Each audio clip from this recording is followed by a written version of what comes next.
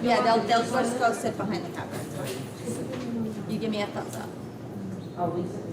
Hi, everybody. Thank you for coming. I'm Gina Callesano. I will be facilitating today's meeting. Thank you for coming. Those of you who have gone above your 4 hours, I appreciate that you have taken the interest to come and listen to how we can better support our students who are in verbal and also in physical conflict. For those of you who don't know me, I am the chairperson here in Farmingdale for preschool and primary special education. And when I'm asked to speak about students and their behaviors, it's very near and dear to my heart. It's something that I have spent the better part of my career working on, and alongside of students and families, teachers, staff, and other administrators to best support our kids. So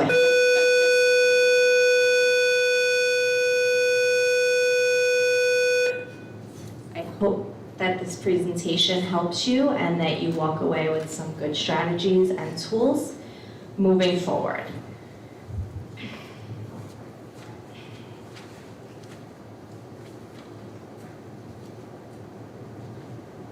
So before we get started, confidentiality, always, I like to just touch upon it. Confidentiality to us is really high priority, especially for our students.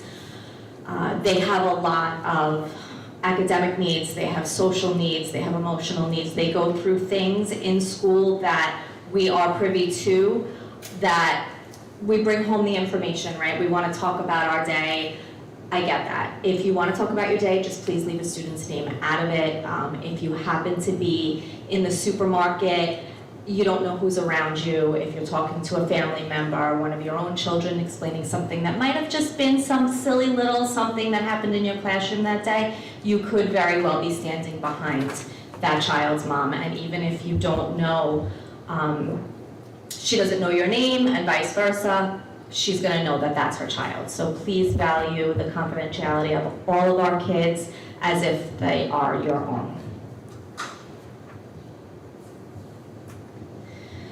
This was a quote that I saw very recently, and it really stood out to me. So I just thought that it was a good place to start for us today.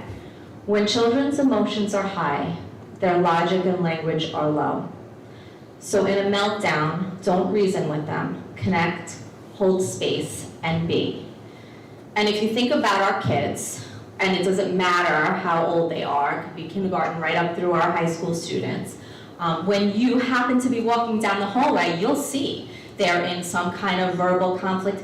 They could be, this happened to me the other day. I was walking down the hallway and I witnessed a student who, she was upset and there were no other students around her. She was just speaking very loudly. She was clearly agitated. So it could be a student who is on their own and they're agitated. It could be a conflict with another student, with a teacher.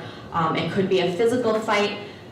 Sometimes it's better just to stand back, get a clear picture as to what's happening, and give them the space to work through what they have to work through, because oftentimes when they're that heightened in their emotional state, they can't hear you anyway. So it may escalate and agitate them. And if you think about yourself, right? If you're frustrated and you're overwhelmed and someone's trying with the best of intentions to help you and they're talking and giving you all this advice or saying, relax, relax, how does that often resonate with you? So this stood out to me. Just give the kids the time and the space. Obviously, and we're going to talk about safety later, you want to make sure that they're safe, but just give them the time to kind of decompress and assess the situation.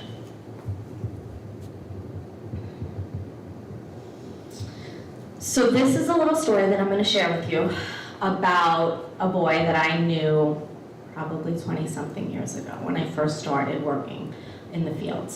His name was Malcolm, and he was in 2nd grade. And I was working in his classroom.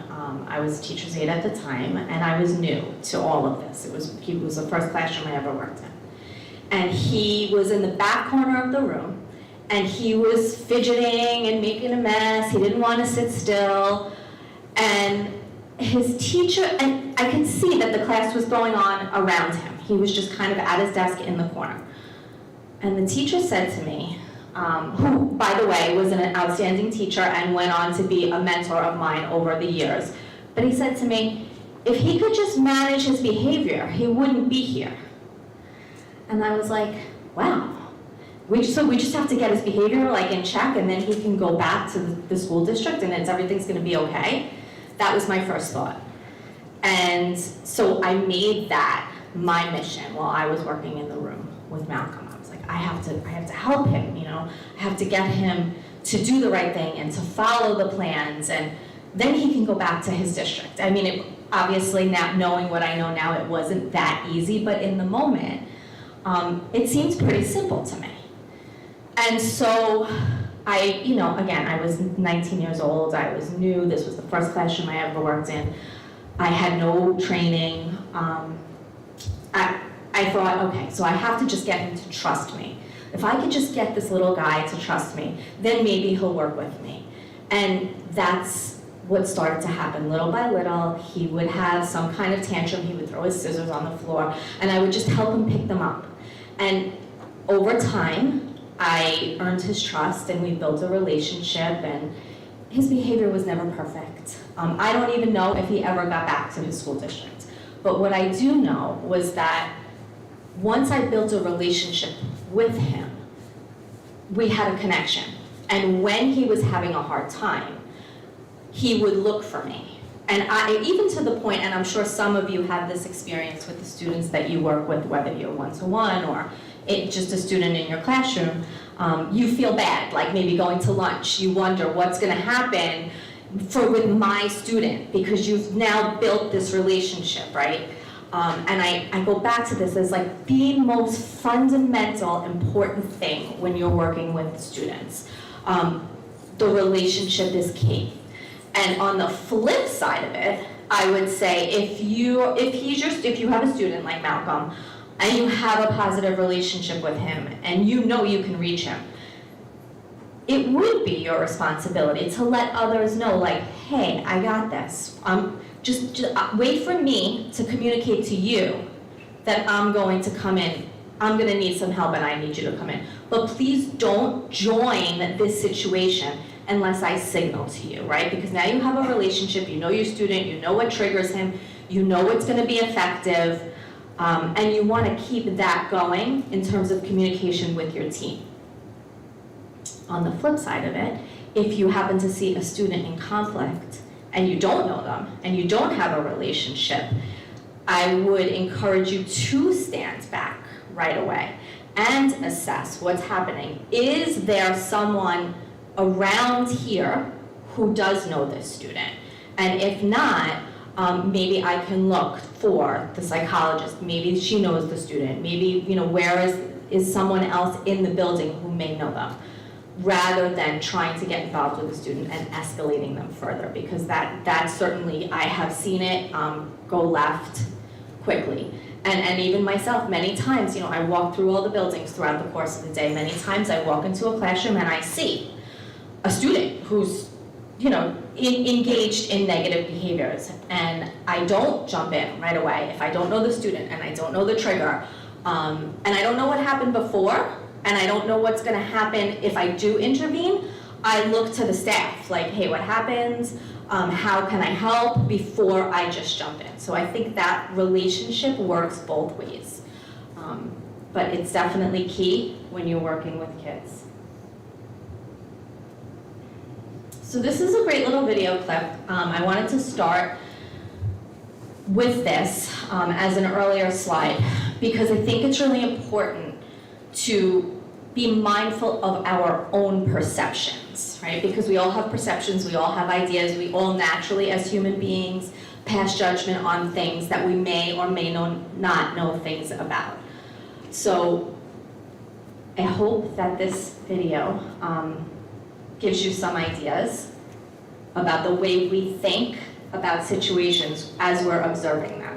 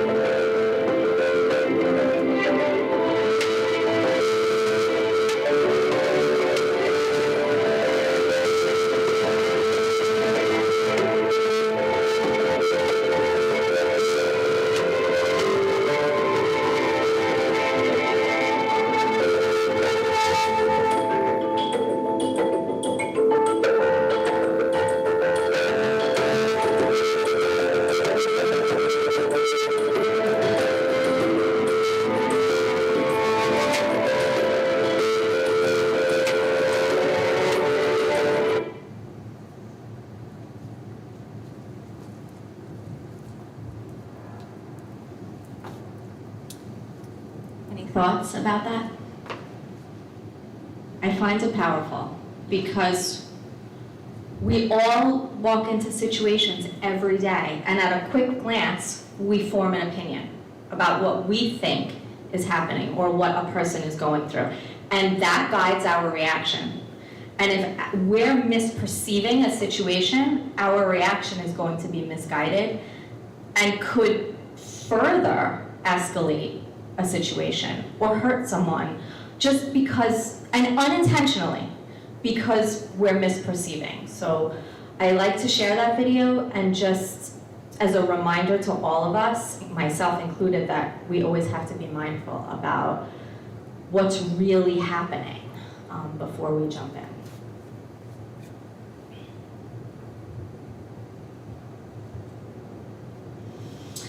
There are so many reasons a behavior may occur, whether it be a disability, and I just post this up, there's 13 disability categories. I highlighted the ones where you are most likely to see students engaging in negative behaviors, high intensity behaviors, meaning like hitting, kicking, head banging, and behaviors that may last a really long time, right? Because typically when we see high intensity behaviors, they don't end in 30 seconds, 5 minutes, sometimes they can go on for a really long time. So these would be the disability categories where you might see some high level behaviors. Outside of disability, you might also see behavior because there's some kind of mental health issue that again, we don't know about because it's not something that people wear as a sign on their chest when they're having some kind of mental health crisis.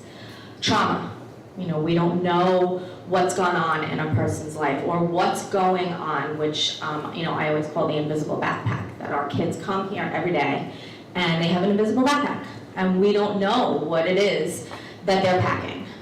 We don't know if it's an argument with a parent, we don't know if it's an argument with a sibling, a sick family member, a divorce. You don't know because they don't want you to know. They're kids, they want to come to school, this is their safe place, this is their normal place oftentimes, but they're still carrying all that stuff. And so when we see a child who's acting out, we don't really know what happened before they got here. So things to keep in front of our minds. And also, another reason to find somebody who knows the kid if you don't, because they may have insight into a situation that a child is dealing with that we just don't. Okay, so how do you show up, right? We all show up for work every day. I can speak for myself. I have 4 children. I get here every day. The morning isn't always perfect, but when I get here, I know that I'm expected to show up, right, and do my job and do it well, and it doesn't matter what the morning looked like. But we're adults, and we have those coping abilities, right? We're resilient. We know how to get past a tough morning. We know how that if somebody calls us in our personal life throughout the course of the day and tells us there's something that may not be great that's going on outside work, how to move past that and continue along with our day. But our kids don't always have those skills. So how do they show up? How do they appear? Right? We go back to behavior. They're communicating something to us. They may not be coming to us and saying, oh, hey, I had a really difficult morning with my mom at home, or I didn't do my homework and I'm failing and I'm so stressed about it. They may show up and engage in some kind of conflict or be argumentative with a teacher or get up and down to go to the bathroom 15 times because they're stressed, or maybe they're just trying to avoid the class altogether. There's so many things that appear a certain way that may not necessarily be the case. So often, this is the way we see behaviors present. We'll walk into a room and we'll say what happened, and the response that we'll hear is, oh, they were being disrespectful, or they were being defiant, or I don't know, she's just so angry today, because that's what we see, right? We see disrespect, we see defiance, we see anger. And in fact, that might be a high level of anxiety, some frustration, sadness, some kind of stress, but it's presenting in these other ways. I think we can all think about an example for ourselves when we have stress and we're not talking about it, right? You go home from work and something happened, maybe you were working with a kid who was really challenging, and all of a sudden you go home and everybody wants dinner on the table, like right then and there. What's your response? Is it, hey, I had a really tough day, the student I was working with was challenging, or are you a little bit quicker to respond in a negative way about dinner, when really it may not necessarily be about dinner? So all things to keep in mind with our kids too. I'm sure that you have all heard the phrase dysregulation. It's a phrase that we use all day, every day with our students. Dysregulation is a person's inability to regulate their emotions and respond appropriately, okay? This can happen to anyone. You don't have to have a disability. If you are dysregulated and you are not able to cope, you may be crying inconsolably, you may be screaming. I mean, I'm sure you're not screaming and crying in the middle of a hallway, but these are some things that you might see a student doing: running away, throwing objects, pulling. I've seen students just go around the room and pull things off the shelves, anything they can get their hands on. Throwing, punching, kicking, and another sign of dysregulation is they can't get it back. Okay, so if we walk into a room and I say to you, what's happening, and you say they're completely dysregulated, my next question will be, how long has this been going on? Because that will tell me, are they dysregulated or are they having a moment? Because if they're having a moment, I know that, where I'm coming to the end of this, it's like 2 minutes, 3 minutes, but if they're dysregulated, I know this is not going away very quickly, and we have to handle it very differently than if it's just a child who got angry, threw the desk, and now they're going to be able to reset.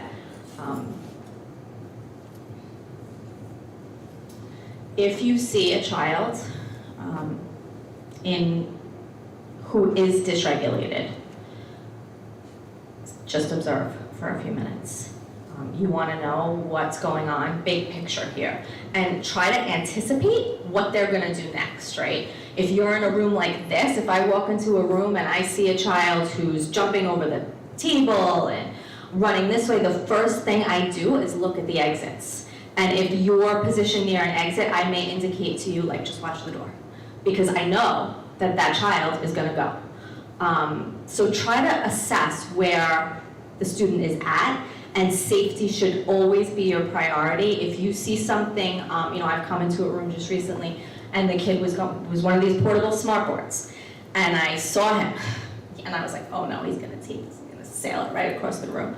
So, these are the things you kind of have to frame your mind in, rather than be in that emotional place of like, stop, because that's instinctually what you want to do. You want to get in front of the kid and block them. But if you step back, and they'll show you what they're about to do. If you just take a minute, don't stand for too long if they're going to jump out a window, obviously, but take a minute to really assess what's going on. And stay calm.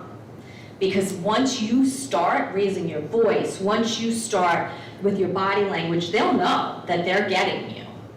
Really stay in that neutral zone where your voice is calm, your body is calm, and you're probably not feeling calm inside, right? You have kids, especially if there's aggression, it's anxiety producing. You don't want to get hurt. You don't want to be involved in some kind of physical altercation. But once they see that, it's going to heighten them further. So try to stay calm and see what's going on so that you can plan your next steps and make sure you're communicating with the people around you. Okay, so we talked about know when to get involved. We talked about positive relationships with kids. If you feel like you have a relationship with a kid and they are in a state where they just can't hear you, try to get in front of them and get their eye contact. If you can, just give them some kind of signal, like hand signal gesture that you want them to be calm. If you happen to work in a room where there's a lot of visual support, and this is really more our 611s, our 811s, sometimes the 12s will have visual cues. If you can get a visual cue card for the kid, and show them to calm down, to take a breath. Sometimes I've seen stop signs as a visual cue because, again, they can't hear you. They're just too heightened. And to any kind of language, it's like less is more. If you have some kind of visual, then I would definitely go that route. Keep your tone neutral, keep your directions clear and consistent. Stop, stand up. If a student is rolling around the floor, you'll walk right over to them and you'll say, stand up.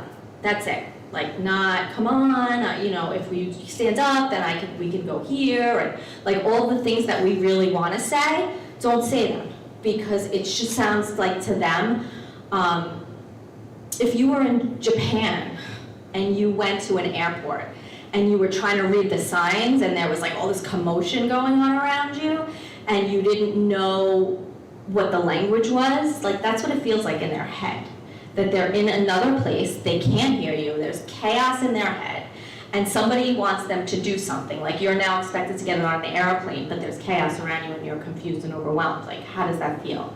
So keep those things in mind when you have a child in crisis. Just less is more. Stand up, walk, 1, 2 words maybe. If it's a situation where you're not going to be able to manage this on your own. You've taken a child, you've escorted them down the hallway to the nurse's office, and now they're about to run. Communicate with people around you. This is a situation where I would say, even if they don't know a student, if you know your kid is going to run, you have to communicate to somebody down the hallway, like, hey, block that exit, or cut them off at that hall, and that's where I would say, but make sure you're always communicating with the people around you, whether you want them to intervene, whether you're going to ask them to intervene in a minute, or if maybe you need them to go get help, that's appropriate too. To say like, hey, I need you, I know Johnny is very close to, Mr. Pirro. Can you just run and go get her? Those are all valuable things in terms of communication.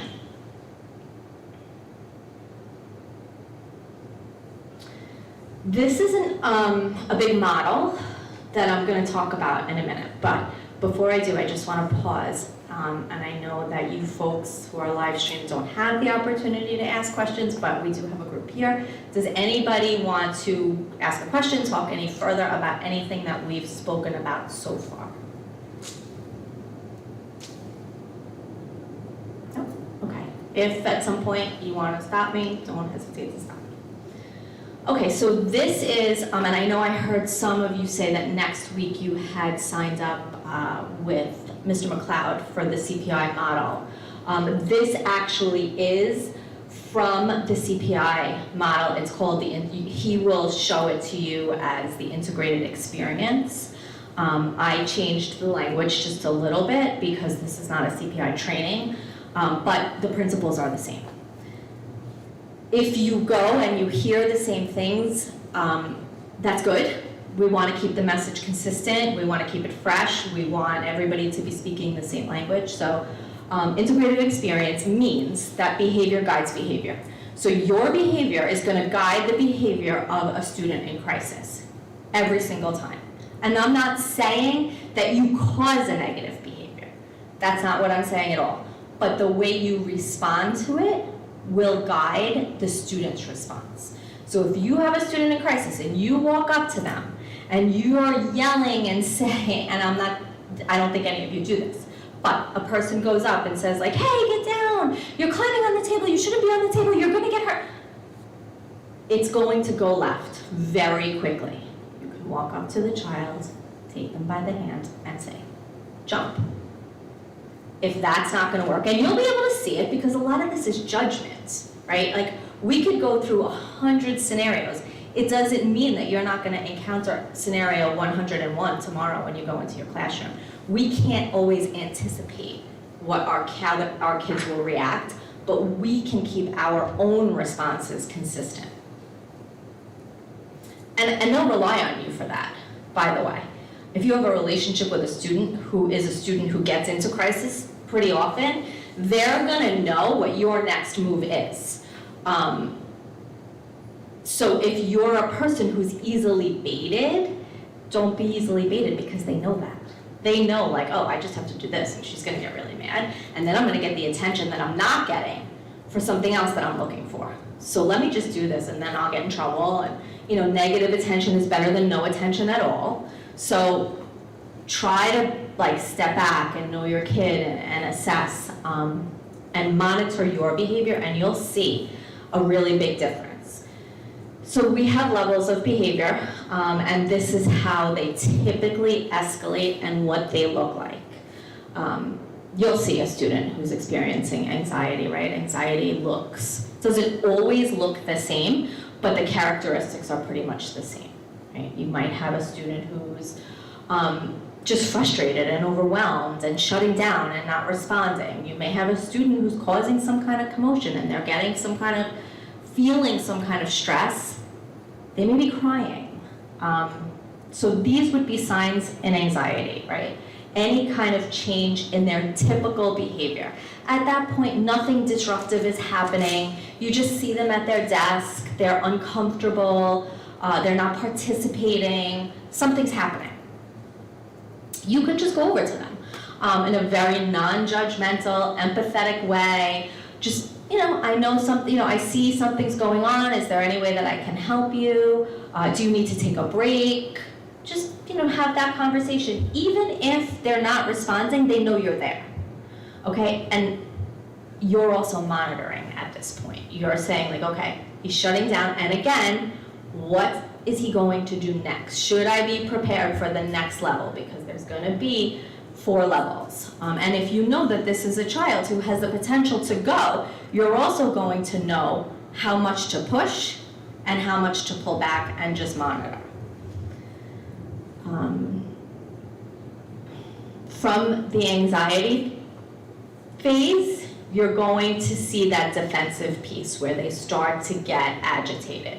You'll see they may start to verbally push back. Get away from me. I don't want you here. I'm not doing this. I hate this teacher. I want to leave this class. Now you're starting to escalate.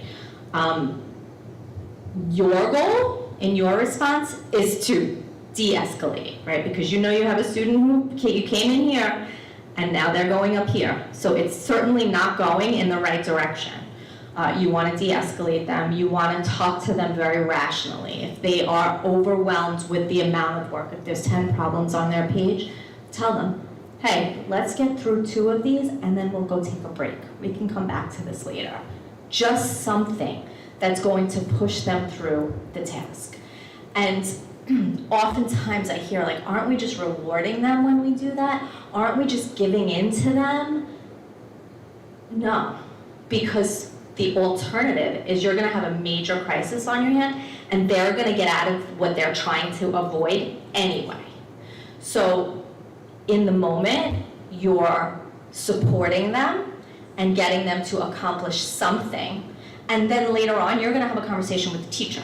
And you're gonna say, hey, I noticed Johnny really was shutting down. I was able to get him through 2. Do you think the work is too hard? Do you think maybe he needs a break? Do you think it's too much on a page? And then the teacher will know what kind of accommodations from there Johnny should have.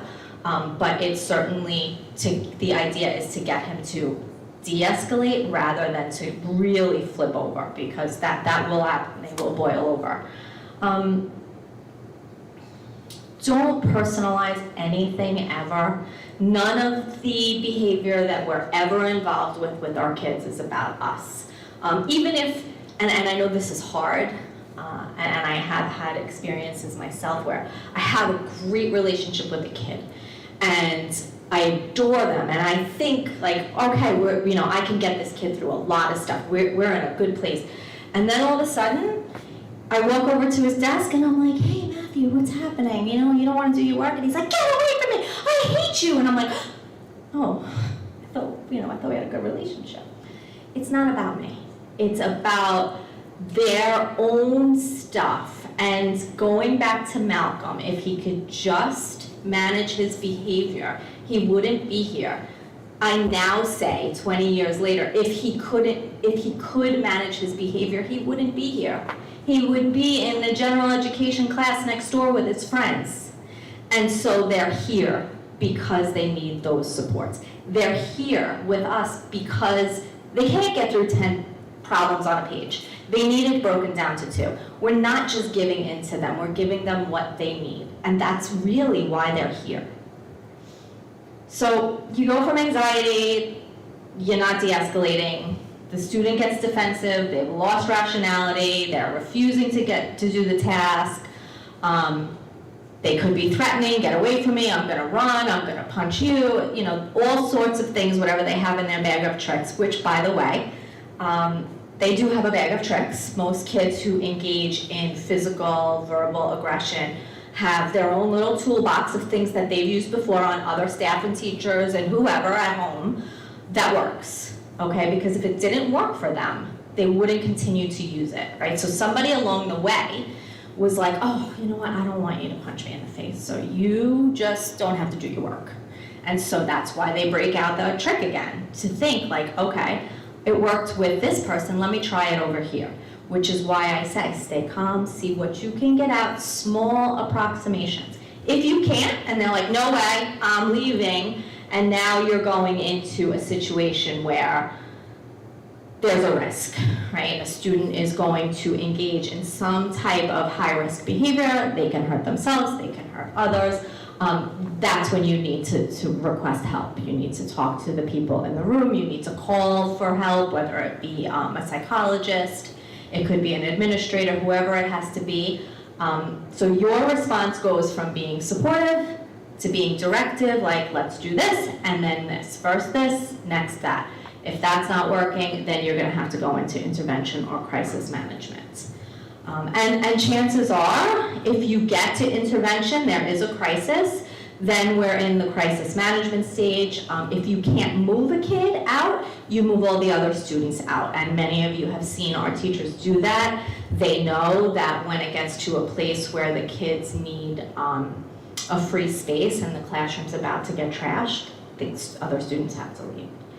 And at that point, there's a team that should be coming to aid in the situation. Once a student goes through a situation where there was a crisis, they're tired, right? They're like pretty much done for the day. And if you think about yourself as an adult, when you go through some kind of a highly emotional situation, you're drained.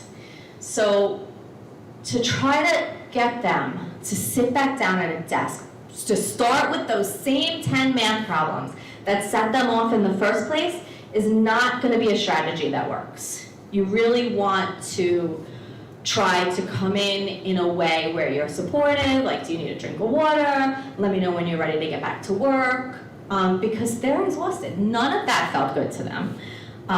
They're probably embarrassed if they have the cognitive ability to know that this happened and their friends saw them and people are talking about them.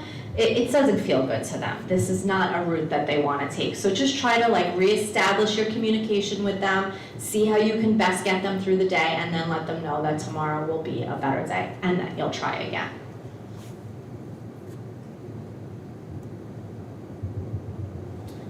Okay, so any questions, anything? No, any situations you want to share? So when we're talking with kids, when we're talking with anybody really, nonverbal communication, I think they say, and don't quote me on this, it's 80% of your communication, right? So all of our nonverbal cues, our facial expressions, our body language, is 80%, don't quote me on the number, of what we are communicating to the person who receives our message. So position, posture, and proximity. Where are you, right? When a student is having some kind of issue, where are you in relation to them? Are you right on top of them? Keep your proximity in mind, because that could overwhelm them. Give them a little bit of space. The posture, are you walking up to them and you're like, stand up? Or are you, come on, Johnny, stand up? You know, that makes a difference, and they can read your body language. And you know, again, keep your distance between them. The verbal communication. Outside of the words that you're speaking, when you're trying to remain calm, your tone is key, your volume, and how quickly you're speaking to them. And I'm sure you all use these practices every day. I'm sure you've seen the support staff come in and speak to the students in a very even, calm tone when, you know, it looks like the whole room is being flipped upside down, because it's all important stuff. I think this video here. This talks about the difference that your body language and your verbal communication can make in a message that you're sending every time. Sheriff in Los Angeles named Elvin Simmons, who has set a record when it comes to citizen complaints. But if he sounds like the last cop you'd want to run into on the highway, you would be wrong, which is why Steve Hartman did a story about it on the road. This is LA Sheriff's Deputy Elton Simmons. And I bet you don't like him already. Seeing him there, hiding in the shadows. Why can't he go catch some real criminals, you may be thinking. But no wonder he has a record number of complaints. Who wouldn't complain about a guy whose sole purpose in life is to ruin your day? Around the corner. By the very nature of the business, all LA County traffic cops can expect to get at least a few complaints every year. A lot of them are petty. People just mad because they got a ticket. But regardless, they all get documented and placed in the officer's personnel file. Which is why Captain Pat Maxwell was stunned when he started looking through Simmons' file. I just said that's not possible. Although he did see lots of commendations, looking back over the last 20 years, over the last 25,000 traffic stops, Captain Maxwell couldn't find one complaint. A record. Zero. I mean, Vegas or MIT could not give you the odds of the statistical probability of that. Obviously, Elton is doing something right. Something happened. There's got to be something. No idea. Until the captain told him, Elton didn't even know he had such a record, let alone how he got it. And just how I do it every day. So we trailed him for a day to see if we could figure out how he does it. Well, what's going on? How you doing it? First thing I noticed was that he has this pitch-perfect mix of authority I need to take care of that. and diplomacy. I don't want to keep pulling you over there. None of the attitude that sometimes comes with a cop. That's okay. That's good. Just be careful, all right? I'm here with you. I'm not up here. Because one thing I hate is to be looked down at. I can't stand it. So I'm not going to look down at you.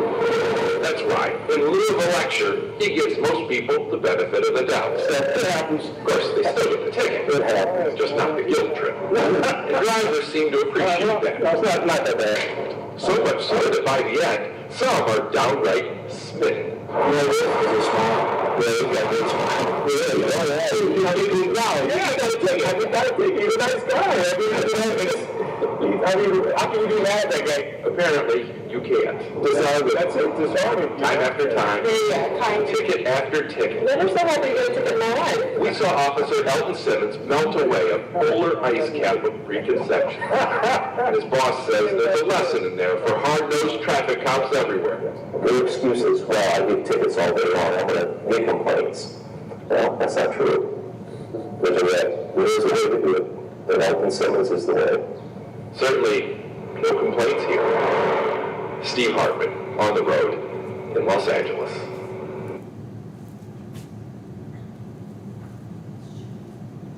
All right, so not that, you know, we're traffic cops. But the way that we communicate is really important, right? It's not really as much about what we say as it is how we say it.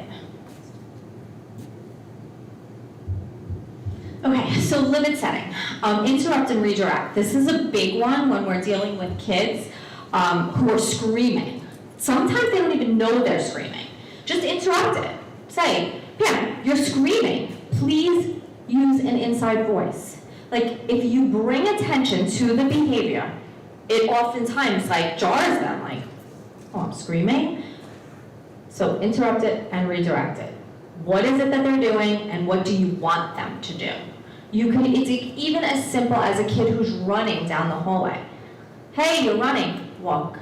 It doesn't have to be a whole thing with them. If you can just do that and redirect it, it helps them to bring awareness to what it is that they are doing and what they're supposed to be doing. And oftentimes, I think we tell kids so much that what they shouldn't be doing, right? Like, stop running, stop talking, but we never tell them what we're expecting them to do, right? Be quiet.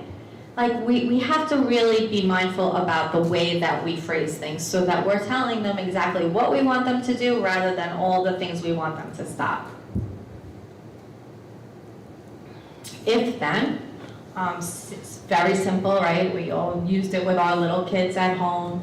If you do this, then you can do this. If not, then you're not going to get the outcome that you want. That's another strategy that you may want to continue to use with the students. And it gives them the control, which many of them, especially our students who are oppositional students, are students who are the ADHD diagnoses, are students who are our oppositional defiant students, are students who have that need, are OCD students, to have some level of control. You're giving it to them under your circumstances, right? If you do this, then we can do this, right? It gives them the control of choice, right? Here is your choice. We say at the younger levels, give them a choice, right? A choice of 2 activities that you want them to complete anyway. If you want them to do math worksheet A and math worksheet B in a day, what's the difference which one they do first, right? Just give them a choice. Do you want to do this one or this one? It gives them the control and then the motivation to get it done. And this is the same thing. Bringing their awareness to how their behavior is going to affect the outcome is really big. And for our older kids, our high school students, especially, who we're trying really hard to develop those self-advocacy skills, those taking responsibility for their own choices.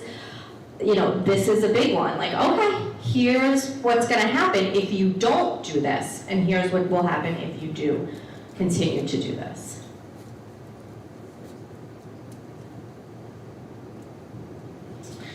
I think we covered this, choices and the consequences. You know, it's important when you're giving them the choice that if they choose to, you know, continue the task, then they'll be able to get a break. If they don't, they might have to take it home for homework, that they know the consequences in the choice that they're making. Whatever it is, make sure it's enforceable. If you're gonna tell a student that if they don't finish this work here in this period, that they're gonna take it home for homework, they have to be able to take it home for homework. It has to be a situation that you're going to have to follow through on. And obviously, it's gotta be reasonable. It's not like if you don't finish your work, then you're gonna get 10 days of detention. It doesn't make any sense.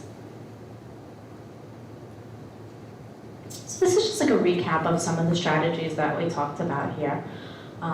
Assess the situation, stay calm, less is more, use positive phrases, visuals, and silent cues if you can. Being proactive, I find, is really the best way to go. If you know the student, you know their trigger, you can figure out a way to avoid it. You know that if Johnny and Joey don't like to sit next to each other and it's gonna cause an issue in the cafeteria, they should be sitting on opposite ends. Proximity for your behaviors, and never speak about a student in front of them. And I know that happens a lot, and it happens usually right after some kind of a crisis, because everybody's all like heightened from what just happened, and the student is redirected or maybe in a calming space, and as adults, naturally, we want to talk about what just happened. But the student is still there and they know that we're talking about them. Even if they're nonverbal and they don't have any communication skills, they still can hear and they know. So please try to be mindful of that. Step outside. I know we're all guilty of it.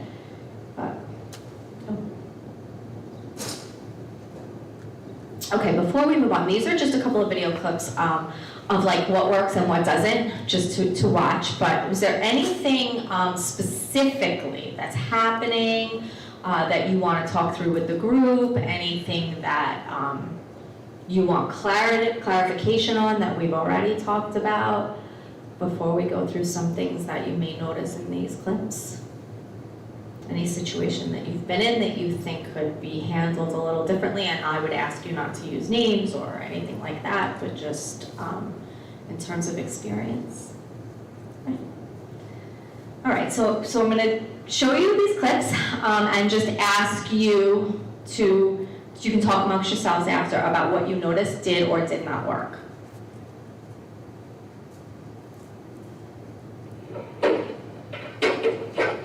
Caleb, cool it.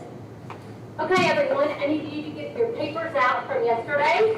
Those need to be on your desk. Caleb, if you do not have yours out, that will be a 0 for this assignment.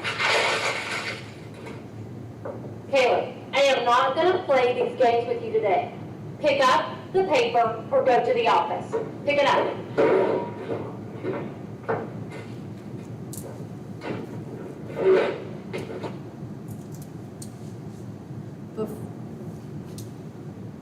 Before we go on, did you notice the anxiety? That stage 1, when he first sat down, he didn't throw anything, he didn't do anything, he just sat down and like moved his desk right there. He's in stage 1.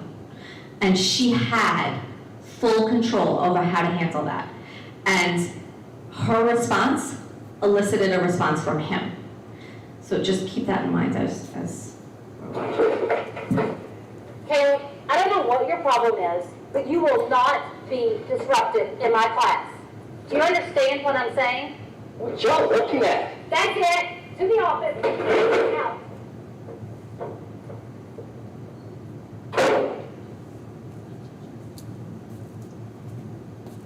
My name is Josie Benson. I'm a 6th grade science teacher in Central Illinois, and I've been using... Okay, anything you want to notice about that video?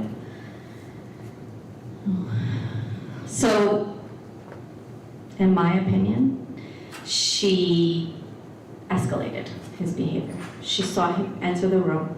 She saw he was agitated. Most likely, he's like high up on her radar, Caleb. She knew, that she had this tone about her. As soon as he walked in the room, she addressed him as if they have some kind of history. I knew that just without knowing her or Caleb. And then he got aggravated, and then she further addressed him in front of his friends. He said, "What are you guys looking at?" Because how many times have we heard that? The kids are now embarrassed. They know everybody's looking at them. And then you see how it ended up. What could she have done differently out of the gate? Anybody? Yeah. She could have just approached him and said, "Caleb, come outside just for a minute," and asked him, like, "Are you okay?" And maybe he would have said no and still ran down the hallway. I mean, you never know. But at least it would have been an honest attempt to really get to the heart of the issue. Maybe he was not understanding the homework. Maybe he forgot the homework. Who knows? Maybe it could have been something that was resolved so easily and so quickly. And now, there's a whole other situation where he's in the dean's office.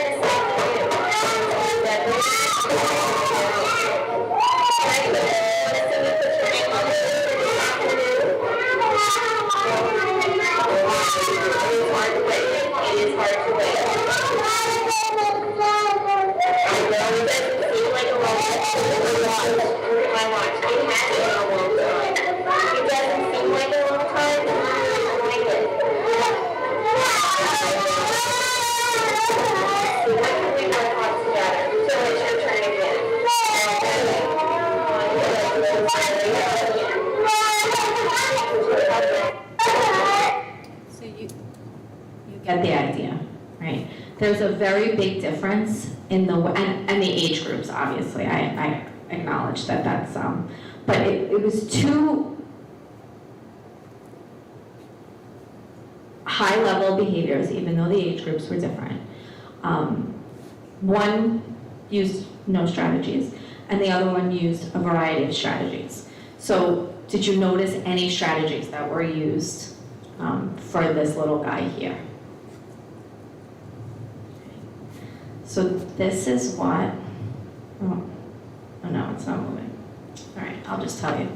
So she gave him the time and the space when the other kids came around him.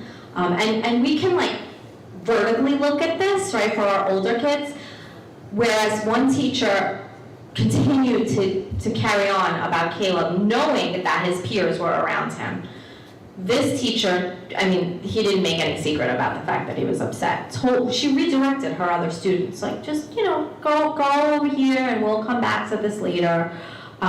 She acknowledged how he was feeling. She tried to give him, a hug and just calm him rather than get him to do what she wanted him to do. It was very child-centered.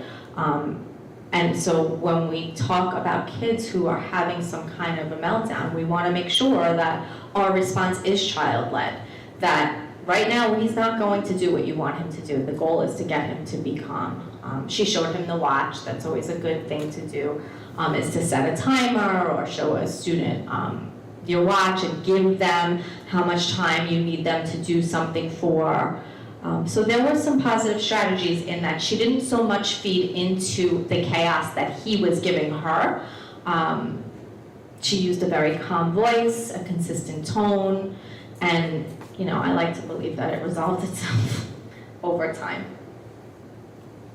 Her language was positive, her directives were clear. So, just as an ending point, I hope that when you leave today, something that really you take with you is that your response guides the response of a student in crisis. And it's very simple things that we take for granted and are really hard to do in the moment that will make the difference. That calm, giving the space, using consistent language. If you don't know the student, I would not advise you to jump in and get involved, but try to find out who does know them and who can help. Questions? No? What if the behavior is not physical? The behavior is more wordy. That comes across, I'm going to kill myself. How do I break my own neck? Die because I don't know. Like things like that. Like I know how to do like that part. I wish he did more of that because I know how to handle that. Mm-hmm. It's more of the way he presents himself than oh, I hate women, or you're telling me what to do, and he pretends he's gonna knife me. And I mean, like how? Now I can ignore some of those things, but then that's not. I mean, I understand that he's doing it for behavior, for attention, and I get that. So if I turn around and address it, I'm now giving him even more. That's why I've addressed it, right? And I have ignored it. Mm-hmm. What's another tool that I know I'm not the only person, because we discuss it, like, how would you deal with this? How did you deal, because we are our own backbone here. So, how do you get a child to, do I think he's going to kill himself? I really hope not. You know what I'm saying? I mean, it's not that this psychologist doesn't know. I've informed them. I've informed the deans. I've informed, what I'm saying? Everybody knows. Yeah. But I'm dealing with it in 40 minutes to 40 minutes. Yeah. It's like every period. Yeah. So it's a different teacher every period. So the question for those of you who are watching is, how do you deal with a student who has this ongoing verbal negative dialogue?